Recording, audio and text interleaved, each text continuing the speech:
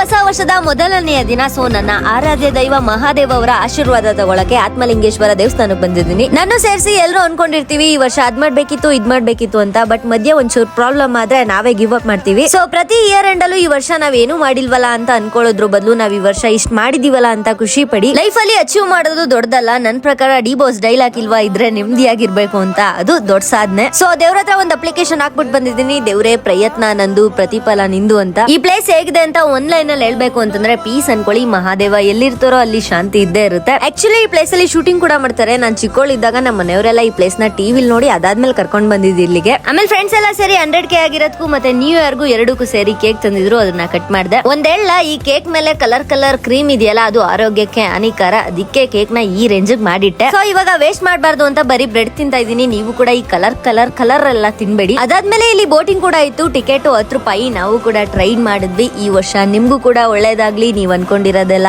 ಆಗ್ಲಿ, ನಾನ್ ಅನ್ಕೊಂಡಿರೋದ್ ಕೂಡ ಆಗ್ಲಿ ಅಂತ ಹೇಳ್ತಾ ಒಂದು ಕಬ್ನಾಲ್ ಕುಟ್ಕೊಂಡು ಈ ವಿಡಿಯೋನ ಎಂಡ್ ಮಾಡ್ತಾ ಇದೀನಿ. ಸಿಗುವ ಮತ್ತೆ.